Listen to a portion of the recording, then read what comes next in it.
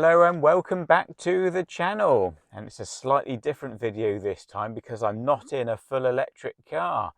This time I'm in a plug-in hybrid, and the plug-in hybrid that I'm currently sat in is the Peugeot 308 GT plug-in hybrid. So the reason why I'm in a plug-in hybrid is because if you have been watching my channel over the last couple of years and been watching my 300-mile challenge videos, you'll know that there is a reason why I drive the route from Torquay to Portsmouth and back and use that as my test route.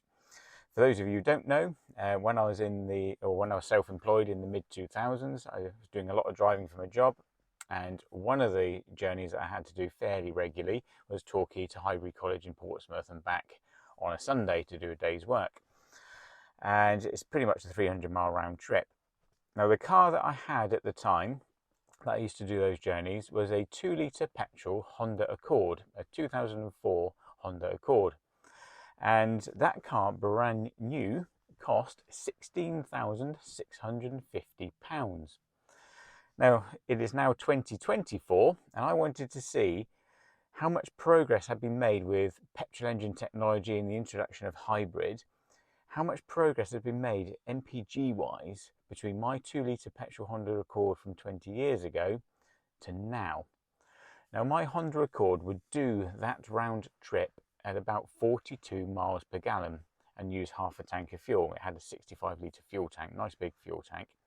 Interestingly, the Honda's claimed MPG for that particular car was 38 miles per gallon, but I was regularly achieving about 42 on all the driving that I was doing. The engine was a 2-litre petrol, non-turbo, 5-speed manual gearbox. It had 152 horsepower and 190 newton meters of torque. Now, if you're familiar with Honda engines, the torque comes in quite high up, about 4,500 RPM, and the 152 horsepower comes in at about 6,000 RPM. So you do have to wind the engine up and go down through the gears to get the engine going, especially when you're pulling up some hills. So yeah, that route to Portsmouth, you were going up and down the gearbox quite a lot to try and make some progress. It wasn't the quickest thing in the world, but it was supremely comfortable. It was quite a good long distance cruiser from a comfort point of view. It's still the car that my wife says is the most comfortable car I've ever owned. Other interesting facts about my Honda Accord: it weighed, so its curb weight was 1,382 kilos. Obviously, that car had no big hybrid batteries or electric motors in it at all. It's just a straight petrol saloon.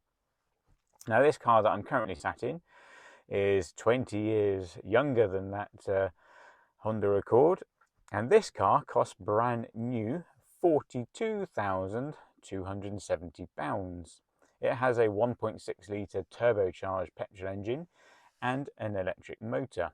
So combined, it has a power output of 225 horsepower and a load of torque. I think it's over 300 newton meters of torque. And you can really feel it when you're driving. It does pick up and go really well, picks up speed effortlessly. Makes a big difference on the high speed uphill sections and everything. Much easier driving.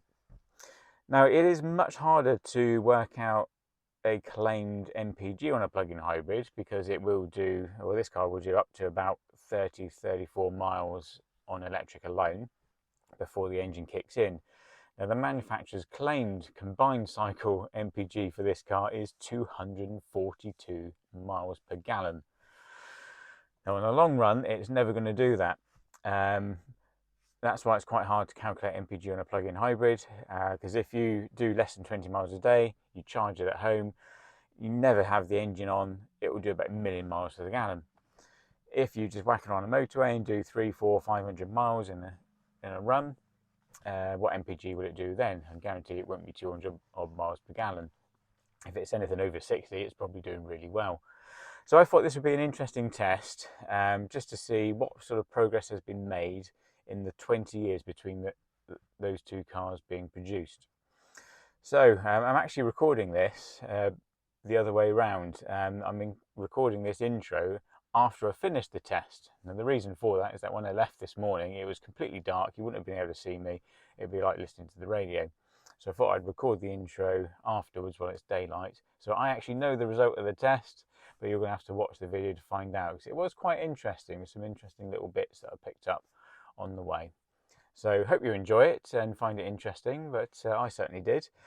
And when you next see me, it'll be a bit darker, early in the morning, and enjoy.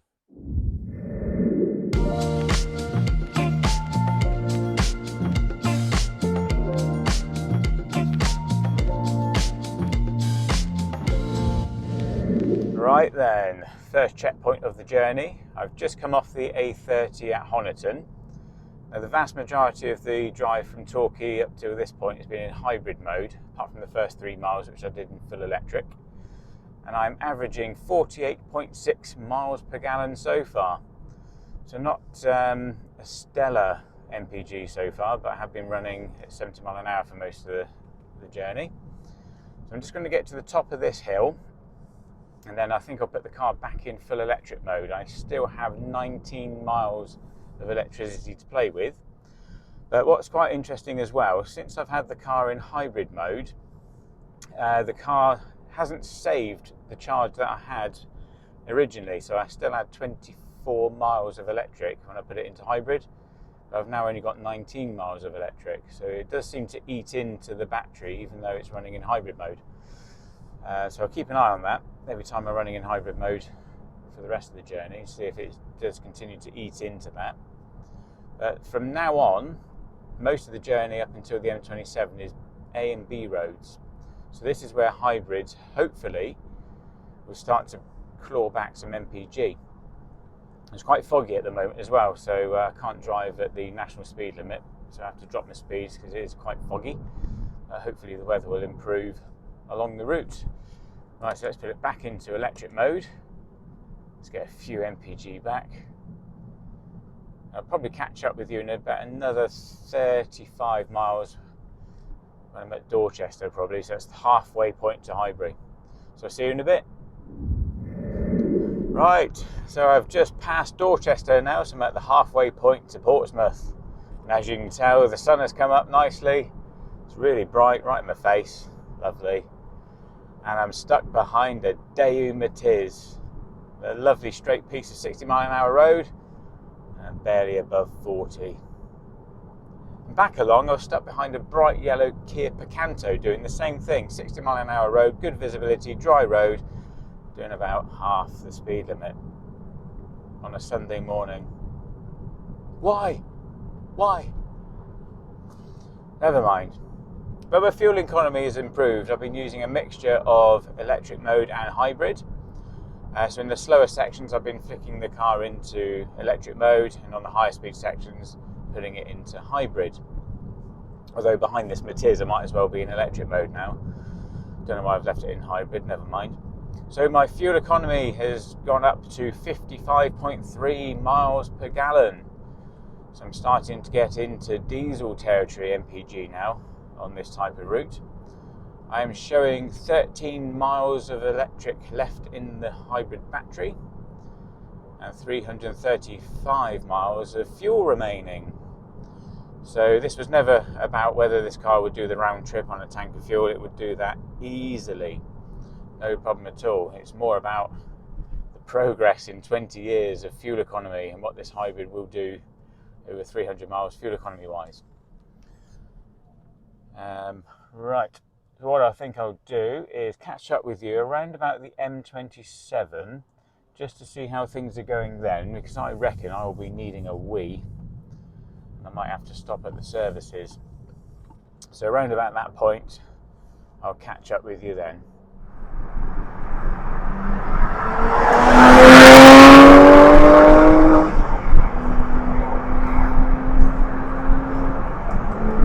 .911 GT3. What a car. Right, so here I am on the M27. I have travelled 118 miles at an average of 56.4 miles per gallon. Now I have spent pretty much the entire journey so far with the car in its hybrid mode, because most of the roads are 60 or 70 mile an hour with some high speed uphill sections, so I've just left it in hybrid mode. The car has been eating into the electric only range. I've now got 6 miles in the hybrid battery, so 6 miles of pure electric driving remaining. Now what will be interesting to see is what happens to the fuel economy once that part of the battery is depleted, because the car is using that part of the battery while it's in hybrid mode, which I think is complementing the miles per gallon. So yeah, when that's depleted, it'll be interesting to see what happens to the fuel consumption then. I'm a couple of miles away from the services, and I'm going to stop at the services because exactly the same as my electric 308 video, my bladder is about to explode. On the electric 308 video, when I had to stop at the services to go to the toilet anyway, I plugged the car in, and in the time it took me to go to the toilet and grab something to eat, the car had gone to 80% by the time I'd finished. So that was a really good use of my time, charging the car while I had to stop as well. Now this stop that I'm going to make for the toilet break, I'm not going to plug the car into anything. There's absolutely no issue with range whatsoever. I'm still showing 360 miles of range in the fuel tank. It's gone up slightly actually. So I don't need to stop for the car, it's just me that needs to stop. So it will literally just be a quick toilet break and then push on to Portsmouth. But I will have my little break, and then I'll catch up with you at the halfway point at Highbury. So I'll see you then. Right, so there we are. I'm at Highbury College in Portsmouth. So the halfway point of the round trip. Now, I was daydreaming a little bit on the M27, excuse me, and missed my exit. So I actually had to come in via the centre of Portsmouth. But that slight detour actually led to something really interesting. Because when I hit the clean air zone in Portsmouth, apparently they've got a clean air zone, I had 1 mile of electric range left in the car. And when I hit the clean air zone, the car automatically went from hybrid mode to electric mode, which was a really neat feature. So you hit a clean air zone, the car will automatically go into electric mode. That was really, really cool. However, the downside is, by the time I hit the clean air zone, even though I've been running the car in hybrid mode for pretty much the entire journey, it only had 1 mile of electric range left. So, several years ago, I was driving for 3 months a Hyundai Ioniq plug-in hybrid, and that car, if you put it into hybrid mode, didn't matter what range you had left in the electric part of the hybrid battery, the car would save it. So if you did 200, 300, 400 miles on the motorway, and you had 20 miles left in the battery, you would still have 20 miles left in the battery when you came off the motorway. So you could put the car back into electric mode when you're in a town or a city. It makes sense. This car, however, continuously eats into the electric range even when it's in hybrid mode. So my intention was to use hybrid mode for most of the journey because it's higher speed, and then when I hit Portsmouth, put it into electric mode. Now, really cool that the car put it itself into electric mode automatically as I went into the clean air zone. Really cool. But what's the point if it's used up all of the electric range by the time you get there? Just seems a bit daft. Anyway, so slight detour on the way in. So I've covered 151 miles to get to the halfway point. So a few miles more than it would normally be. And I have averaged 58.7 miles per gallon. But now I have 0 range left in the electric part of the battery, so the journey back is going to be all hybrid mode. So it'll be interesting to see how much that affects the fuel economy. So far, 20 years of progress. When I used to do this journey in my 2004 Honda Accord 2-litre petrol, that car would average about 42 miles per gallon on this route. And this car, I've averaged so far 58.7, which is about where I would expect to be in a current diesel car. So a 308 1.5 diesel, that's where I'm estimating the fuel economy would be. Right, so I'm going to leave here now, start going home, and I'll update you various points on the way back just to see how it's all going. So I'll see you in a bit. Right then, I've now covered 203 miles on the round trip. I have 95 miles left to get home. And as I'm on a nice straight bit of road, dawdling along behind a van, I thought I'd have a little conversation about the actual car itself, the 308 plug-in hybrid. Now, I have to be honest, I've never really been a fan of plug-in hybrids much. I know a lot of people think of a plug-in hybrid and say it's the best of both worlds. You've got no range anxiety of an electric car, but it will run on full electric for shorter journeys, which, yeah, fair enough. But in my experience, a plug-in hybrid has usually been the worst of both worlds. Some of the plug-in hybrids I've driven have tended to be not particularly good hybrids and not particularly good electric cars. So if you do long journeys all the time and range is important to you, just get a hybrid. The fuel economy ain't going to be that much different between a plug-in hybrid and a hybrid on a long journey. Or if you do less than 20 miles a day and you can plug in at home, very rarely go on a long journey, just get an electric car. So in my experience, plug-in hybrids tend to be the worst of both worlds. But this one, I have to say, 308 plug-in, I've actually been quite impressed. It's got a decent electric motor with plenty of power, so when it's running in electric mode, it actually accelerates well enough that you haven't got to kick the engine in. It'll accelerate absolutely fine just using the electric motor. And when it's running in hybrid mode, with the 1.6 turbo engine that it's got as well, alongside the electric motor, it's got plenty of power, 225 horsepower and loads of torque. So high-speed driving, especially with uphill sections as well, is absolutely effortless. When I used to do this route in my 2-litre petrol 5-speed manual Honda Accord, that 2-litre petrol engine in that Honda had hardly any torque whatsoever. It's a very peaky engine. All the power came right at the top end of the rev range, so you're constantly going up and down the gearbox just to try and keep the engine in the power band. So it wasn't the most relaxing car to drive along this route, although it was very comfortable. So I have been very impressed with the performance of the 308 plug-in hybrid. It accelerates really well, gets up to speed really well, and it's actually really comfortable. These seats are absolutely lovely, as they were in the electric 308 that I drove a few months ago. Lovely place to sit, nice interior, pretty decent driving position as well. I think the only slight niggle from the driving experience that I have, one is the quite common, it seems to be with Stellantis electric cars and hybrids, is the slight jerkiness in the brake pedal. That transition between regen braking and physical braking is not the smoothest I've ever used. And the only thing that's a slight niggle is that when the car's running in its hybrid mode, when you do want a sudden burst of acceleration, the gearbox is a little bit slow to kick down. But it does have a sport mode, so when you put it into sport mode, it already selects a lower gear, so you've got acceleration there nice and readily anyway. But in normal hybrid mode, it is a little bit slow to kick down for my liking. But when you're on the move and you're just wafting along, cruising along, this 8-speed gearbox does change gear incredibly smoothly. You can barely detect it changing gear. So it's a really, really good gearbox. So yeah, very impressed so far.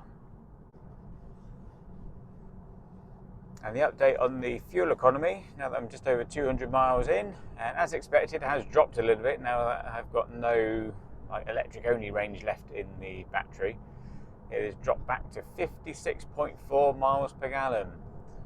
So as I thought, now that the car hasn't got any excess or reserve electric power in that battery, it is using the engine a lot more. But still well over 50 mpg, which is not too bad. So I've still got plenty of driving left to go, 92 miles left. So I'll catch up with you a little bit further along just to see how things are going then. Well, it hasn't actually been that long since I last spoke to you. I've now covered 218 miles, got 79 miles left, but I've just had a little observation regarding the fuel gauge. Now on the way out to Portsmouth, I used a quarter of a tank of fuel to drive 150 miles, because when I was at Highbury, the fuel gauge was showing exactly 3/4 left. So since I've left Highbury, I've driven 68 miles, so nearly 70 miles, and I'm already down to half a tank. So the quarter of the tank has just gone quite quickly in about 70 miles, whereas it only used quarter of a tank to do 150 miles on the way out. So fuel economy has dropped still. I'm now at 55.3, so the car is definitely burning more fuel now that it's run out of charge in the hybrid battery. And another thing that it's developed is an annoying rattle in the dash. And no amount of hitting it makes it stop. So, oh, shut up. So, another slight niggle. Got a rattly dash. On the subject of noise though, one thing I would like to say is that the entire journey so far I haven't even had the radio on. It's just been me on my own with my own thoughts to keep me company. Ugh. Yeah, let's not open that can of worms. Anyway, so sat in silence, driving along. I have to say, the engine, when the engine kicks in this car, when you're just driving normally, you cannot hear it. It is really, really quiet. And you're hard pushed to tell whether the car is running in electric or petrol mode. It is a really, really quiet transition, and there's no jerk or anything when the engine kicks in. It's completely seamless, incredibly smooth. So that part of the hybrid system works really, really well. The engine is very well muted, well insulated. The only time you can really hear it is when you put your foot down and the revs are up.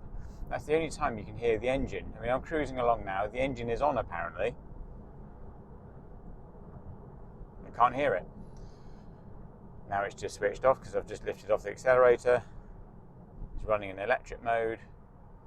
Engine is just switched on apparently. Can't hear it. So that is a really, really good feature of the car. The transition between electric and petrol running is so smooth, so quiet, even without a radio on, and just me sat here in silence. You cannot hear it when you're just driving normally. So that is really, really good. The rattle seems to have stopped. It might have just been that road surface I was on. Oh no, there it is. Anyway, so engine noise, hardly any. So lots of positive features about this 308 plug-in hybrid, although the way it seems to be munching through the fuel now that it's got no charge in the actual electric part of the battery is a little bit concerning. Anyway, catch up with you a little bit later on just to see how we're doing. Right, so there we go, I'm back in Torquay. I have done 297 miles from Torquay to Portsmouth and back, and averaged 54.2 miles per gallon. So we beat the 42 miles per gallon that I used to achieve in my Honda Accord. But let's delve a little bit deeper into those statistics. Right, so when I left this morning, I had 26 miles of electric range showing on the car. Now, if we take 26 as a percentage of 297, it's about 8.75%. So 8.75% of my journey should have been done completely on electric, not burning any fuel at all. So if you take 8.75% off of 54.2 miles per gallon, while the engine's running and it's running in hybrid mode, the true MPG is about 49 miles per gallon. So a 7 MPG difference if it was just running in hybrid mode with no charge in the battery at the start of the journey. But overall, with a pretty much full charge in the battery when I left this morning, we've averaged 54.2 miles per gallon. So an improvement of 12 mpg. So 20 years progress, 12 mpg improvement. So that Honda Accord that I had was a straight petrol engine, 5-speed manual gearbox. This one is loaded with hybrid wizardry and gadgetry, big 12 kilowatt hour battery as well. So an improvement over a petrol, but I am absolutely convinced that if I took the diesel version of the 308 on exactly the same journey, it would be doing at least the same MPG. Now, what's the cost difference between this 308 GT plug-in hybrid and a 308 diesel. Let's have a look, shall we? So hopefully on the screen I could be able to put up the current price list of the Peugeot 308s. This is as of end of 2024, and as you can see, the on-the-road price of the 308 GT diesel is £35,000, and the on-the-road price of this GT plug-in hybrid that I'm driving is about £42,000, so a £7,000 difference. Now £7,000 buys a lot of diesel, and I reckon I could do that journey on pretty much the same MPG. So if you are doing long journeys up and down the motorways, 100, 200 miles in a day, you might save quite a bit of money just by going for the straight diesel and forget all this hybrid gadgetry and a big battery in the car. So there we go. It was an interesting test. I wanted to see how much progress had been made over the last 20 years between a petrol car and a current petrol hybrid. And there we go. Now we know about a 12 mpg improvement. So I hope you enjoyed it. It was quite interesting, and I look forward to seeing you on the next one.